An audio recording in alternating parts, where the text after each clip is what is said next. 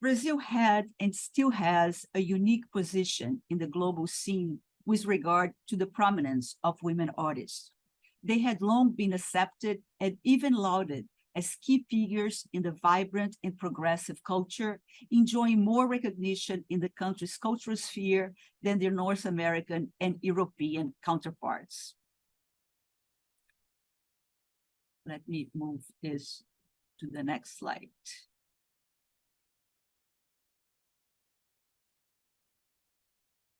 Wait. Let me see if okay, this one, okay. Since the 1920s, they had been praised for creating a visual identity for Brazilian art. Their works were included in prestigious international private and museum collections, and moreover, some had even commanded higher prices in the market than their male peers. There was no Brazilian equivalent to Nina Lockle's 1971 essay, "Why Have Been No Great Women Artists?" Because there was no need. The assumption was that female artists already had a place at the table. While Brazilian women artists enjoyed a unique position in terms of visibility and prominence, that does not mean that they did not face adversity and constraints because of their gender. Although they may have been part of the local art scene in ways that their peers elsewhere were not, they still face challenges and pressures.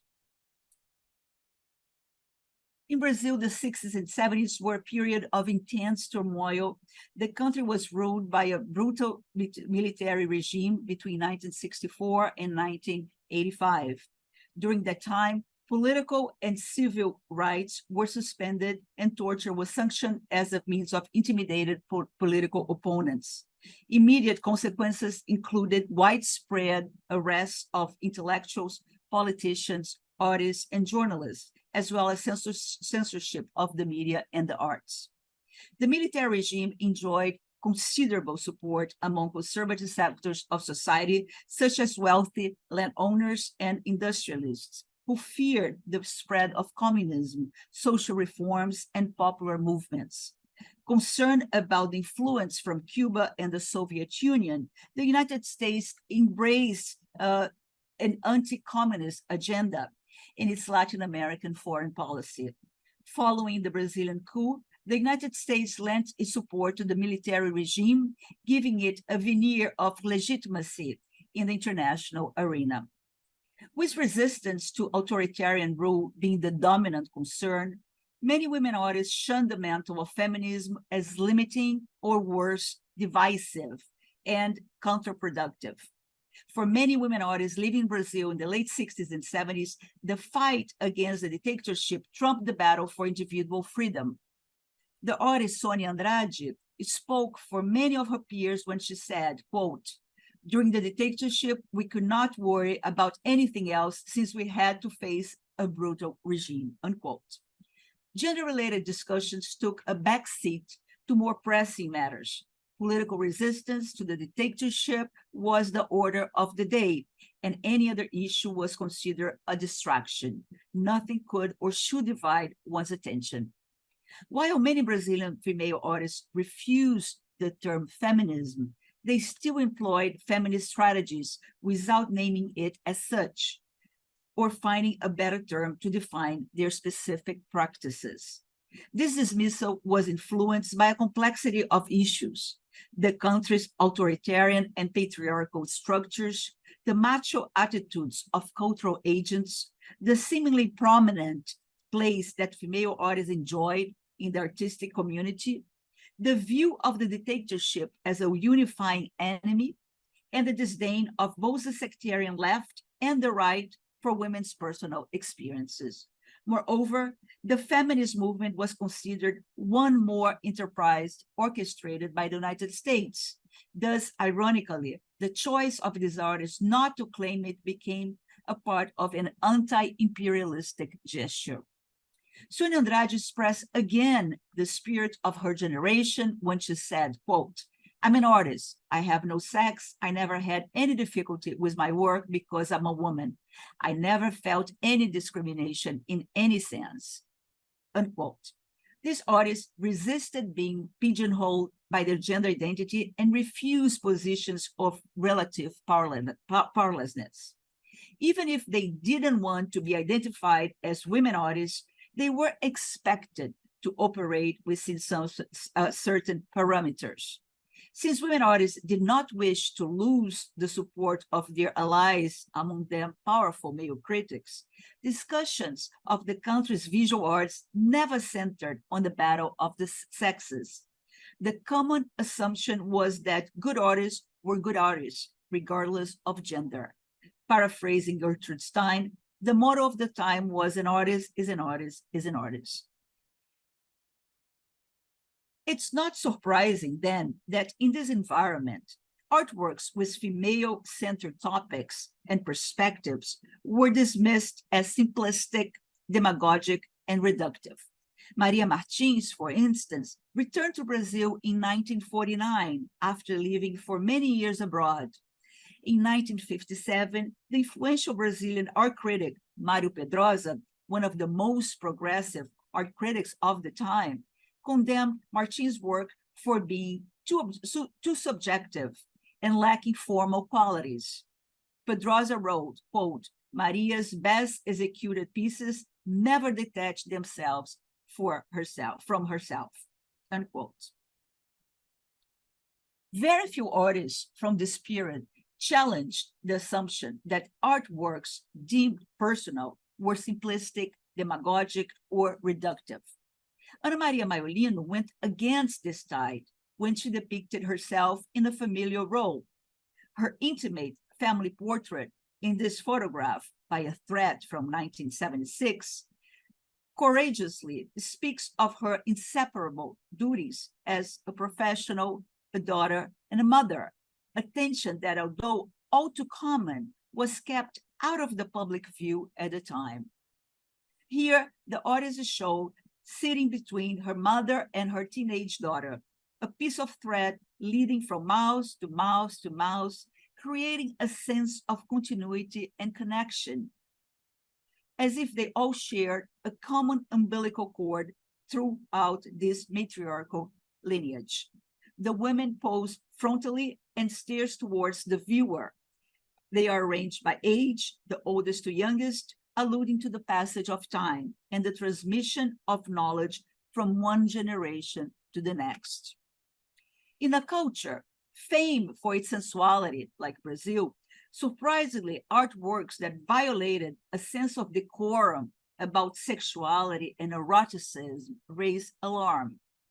It is curious that in Brazil, where women's sensuality is a matter of national pride, as seen in tropes of Carnival, Tropicality, and Carmen Miranda, no relevant work of art in the visual arts from the 60s and 70s fully exposed the naked female body in public. Conservative patriarchal views of women issues were adopted by the most prominent segments of society, including the right, the left, and the church. The right was represented by the military regime. The church embraced all doctrines concerning family, maternity, and sexuality. Issues related to reproductive rights were seen as an insult to the moral values of the Christian family. The sectarian left considered men and women genderless, soldiers of the revolution. According to a former guerrilla member, quote, "I was a militant, a soldier of the revolution, and a soldier has no sex," unquote. The opinion of liberal professions was also decisive for the negative reception of the women's movement in Brazilian visual arts.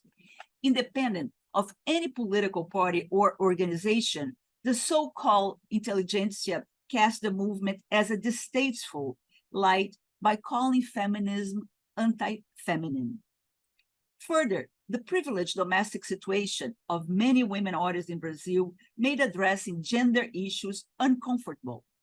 Back in the 60s and 70s, there were fewer opportunities for social mobility, and the art scene was restricted to members of the white, upper, and middle classes who had the economic and cultural capital to navigate an elitist art world. The art historian Aracy Amaral gives a compelling explanation for the lack of interest in disturbing the status quo. Quote, in reality, it is necessary to recognize the practical reason why women in Brazil had so much availability to dedicate themselves to their artistic careers.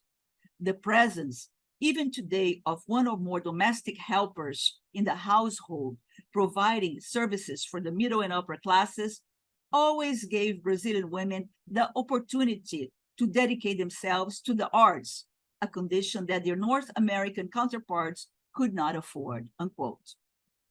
This raises a crucial point. The interest of white middle-class women in Brazil, including the majority of the prominent women in the visual arts, were radically different from those of the dark-skinned working-class women who often served as caretakers, nannies, cooks, and cleaning ladies. In reality, affluent women had little interest in ending their reliance on working-class women's labor, since it released them from the confinement and obligations of the household sphere. Middle-class women also had greater access to education and professional opportunities. Thus, the socioeconomic discrepancy among different social classes has always been the foremost disparity in Brazil, one that helped whisk away any discussions of gender equality.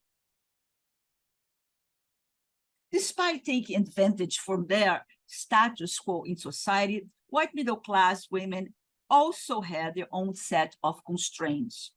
The refusal to be objectified as a woman was central to Ana Maria Maiolino's work. In these 5 black and white photographs titled From 1974, Maiolino's face has been gift-wrapped as an attractive object, ready to be purchased or offered. In the series, Maiolino confronts the pressure to meet conventional standards and demands for female beauty. It is an ironic comment on women's objectification and the quest of beautification for male consumption. Letícia Parente also opposed normative policies, resisted authoritarianism, transgressed imposed boundaries, pushed back against female objectification, contested prescribed gender roles and morality, and rebelled against patriarchal culture. Born in Salvador, Bahia, Parente graduated with a degree in chemistry. Through her work as a scientist, she was well-versed in the practices of diagnosis and categorization, and consequently, their potential misuse as biological determinism. In the mid-70s, classifications of women's character became newly popular through a proliferation of psychological tests featured in magazines dedicated to female audiences. They claim to evaluate women's personality through aspects of their physical appearance, the shapes of the faces and body parts, for example. Satirizing these assessments, Parente created this collage in which she introduced subtle distortion to images of female faces extracted from female magazines. She manually elongated and compressed the pictures by cutting and pasting them into a page that then she photographed. In the first image, Parente presented an unaltered face with the inscription, medium type, non-specific. Then she elongated the head and added the sentence, cerebral type, mental strengths.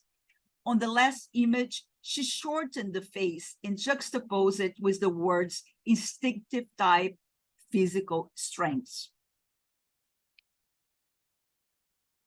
In the subsequent series called Women from 1976, Parente continued her scorn of magazines that classified women's personalities by the shape of their mouths, by photocopying pages that depicted examples supposedly denoting pride, irony, romanticism, melancholy, youth, generosity, and so on. Here, Parente exposes the media apparatus that captures and subjugates women by disseminating and reinforcing female cliches and criticizes pseudosciences such as physiognomy. Parente contested the way stereotypes are reinforced through repetitive signifying codes and configurations. Parente also used her work as a channel for her sharp criticism of authoritarianism and patriarchy. In this video preparation from 1975, the artist stands before a bathroom mirror, brushing her hair and readying herself for the day. Instead of applying makeup, she places tape over her mouth and then outlines the shape of her lips with lipstick. Then she puts tape over her eyes and draws in eyes with eyelashes. Finally, she checks her appearances and exits the bathroom. Sight and speech are now occluded, attesting the impossibility of bearing witness under the authoritarian regime.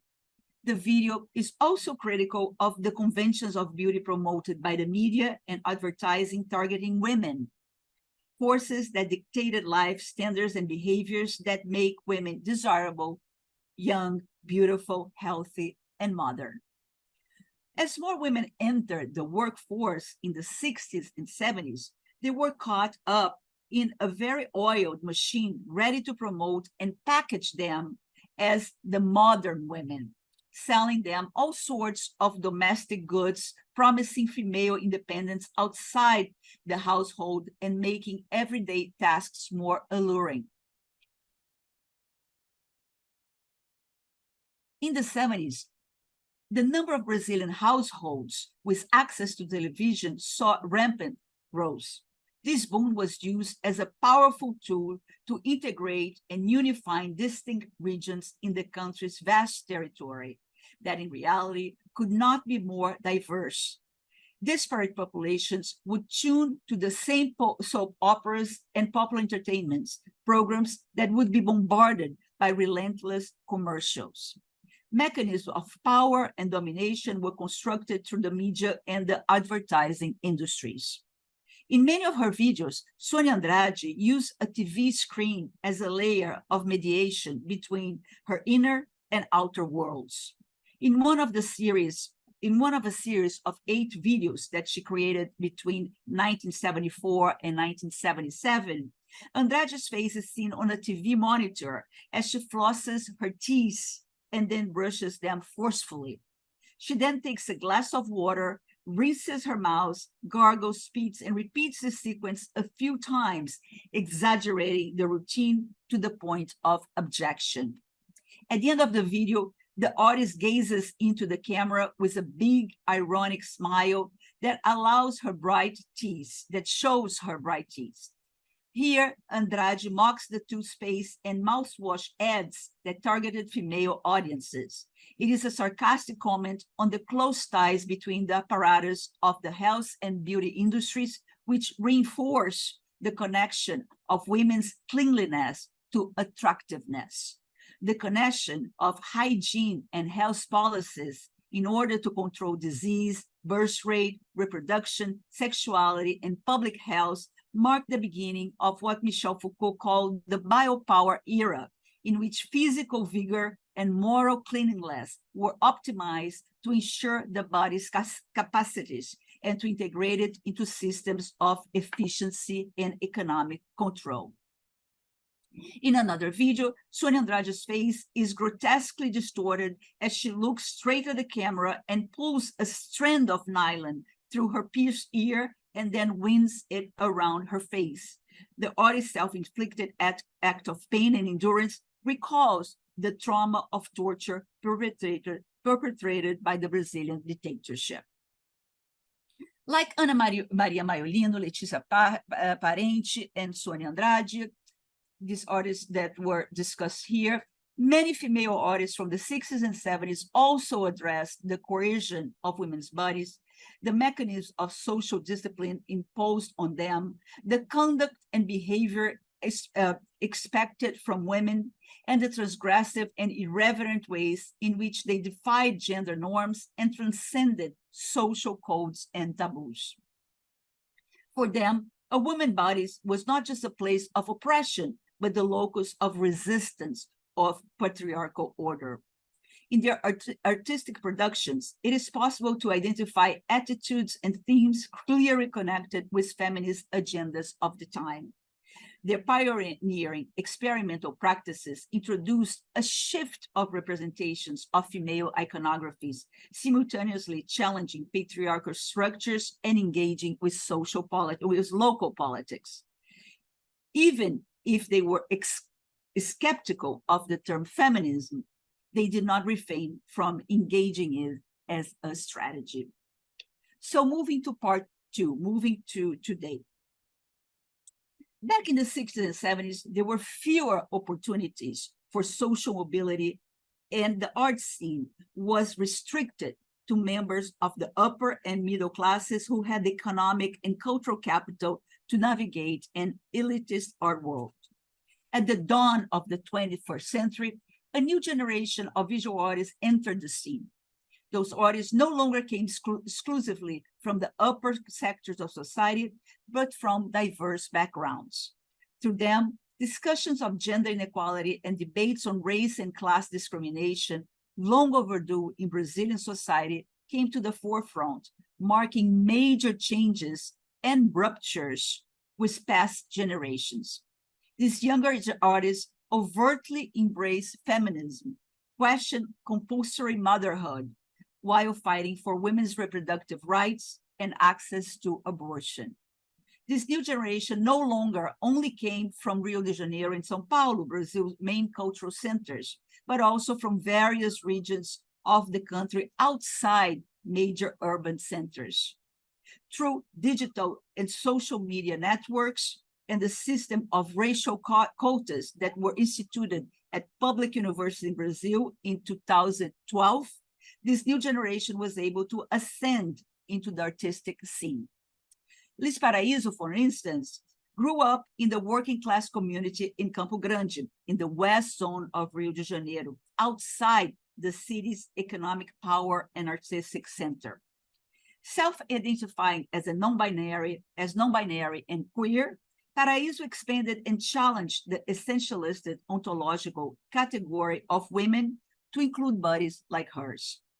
In Brazil, a country with one of the highest death rates for LGBTQ plus communities, it is dangerous for people who are assigned male at birth to cross-gender, to cross-dress, wear makeup, or have polished nails exposed in the public.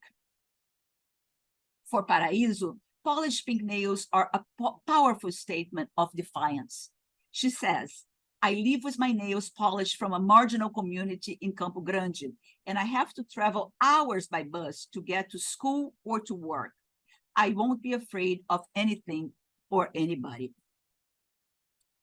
Paraíso also addresses the poetics of nonconformist bodies like hers in her exquisite series of warfare jewelry. These sculptural pieces are double-edged objects stored like relics in special crafted boxes. Paraíso artifacts are elegant and can be worn to defend and caress. Yes, they are also claw-like, razor-sharp, and scary, and can be used to harm and injure. They are simultaneously delicate and threatening. They are seductive yet violent. They are made for bodies like hers that must be prepared to attack in order to be protected. So another example of her jewelry.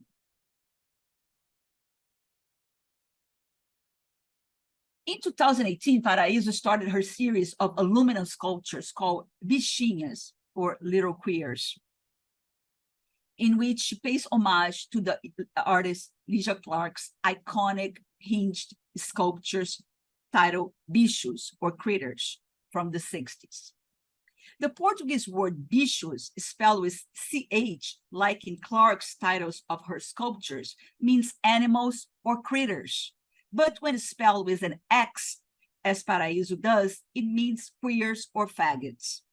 While Paraíso's constructions clearly nod to Lygia Clark's bichos, or animals or critters, their edges resemble blades and suggests the weapons like razor blades, which transvestites often carry to defend themselves in the streets, thus adding an aggressive layer to these iconic sculptures. With this mixture of homage and transgression to the historical artist Lygia Clark, Paraíso suggests the possibility of incorporating dissident subjectivities into the celebrating Brazilian new concrete movement, thus expanding the country's artistic canon.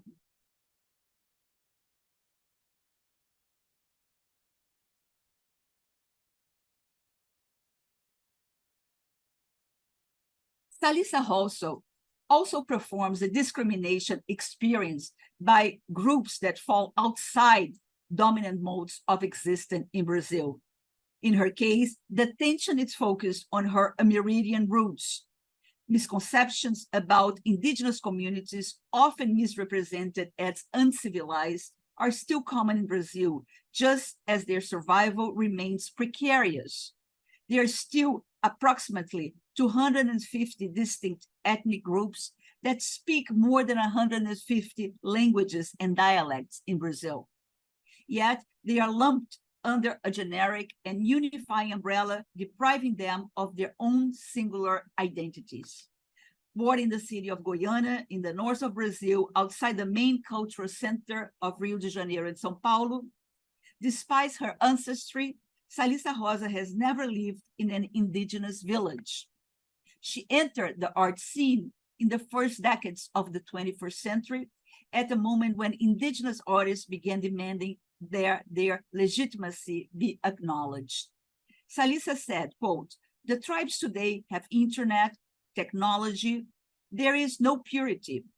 I'm tired of being invited to art openings where people expect me to arrive in the feather headdress with a painted body and to make smoke-colored signals while performing native chants. It is annoying," unquote. Tired of such expectations, Thalissa Rosa developed the ironic and humorous series called Identity is Fiction from 2019, where she plays with exotic cliches of Amerindians. In digital self-portraits, she exaggerates folkloric indigenous stereotypes to the point of the ridiculous, showing how particular forms of existence are devalued or turned into exotic objects. In one of the selfies taken at children's playground, Thalissa places her head inside a dinosaur's mouth, mocking the misconception that Native people are somehow creatures from the prehistoric era. In another selfie from the same series, she crouches next to some foliage wearing a green camouflage dress with a jaguar mask covering her eyes in a sarcastic allusion to the belief that indigenous people live like wild animals in the jungle. Her work addresses cultural racism and strategies to destroy and eliminate any form of authority. I just want to go back. Okay, I'm missing one slide here. That's fine. Okay, so the last artist I'll discuss here tonight, Alenda Valente, deals with the quest for female sexual liberation and reproductive rights. Valente grew up on the outskirts of Rio de Janeiro, in Bangu, famous for being the hottest place in the state and home of a maximum security prison. Like most of the West Zone in Rio de Janeiro, Bangu is featured on no tourist postcards of the city.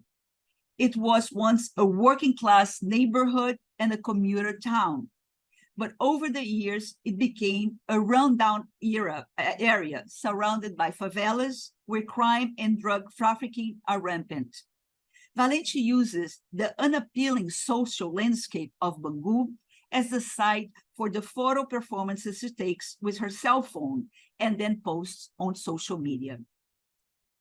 In one of the selfies, she crouches over piles of cheap construction materials in front of an unfinished cinder block wall, striking a provocative pose and staring at the viewer.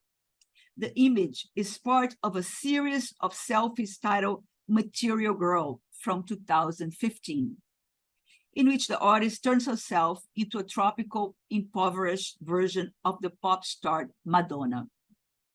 Instead of Madonna's affluent, glamorous, material world, the setting for this image is the rubble and bricks used to erect homes in lower income communities. Engaging tactics of exhibitionism, transgression, and spectacle, Valente exaggerates what is expected of women like her. Coming from the outskirts of Rio de Janeiro, she's conscious of the ways in which she can be pigeonholed as a victim of social immobility in the system based on privilege. She refuses to let this construction of her as an oppressed subject stand unchallenged, and decided to create a proactive narrative of herself through images, photographs, and selfies posted on Instagram, thus launching her career in the visual arts through social media. Valente also addresses social immobility in this photograph called Social Ascent from 2015. Here, she displays the full power of her seductiveness, accentuating her buttocks in a tiny thong bikini while stepping up on an unsteady ladder that ultimately leads nowhere. In this critique, Brazilian sensuality and attractiveness are seen as the few possible avenues to success for those with no access to the system of privilege based on wealth, pedigree, and education.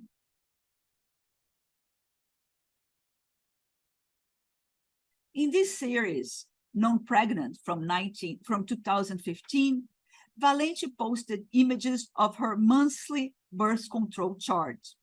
The most controversial piece in her photo is this photo with her with long braided braids falling over her body in an awkward, contorted, yogi-like pose that reveals a red, bloody stain in her crotch.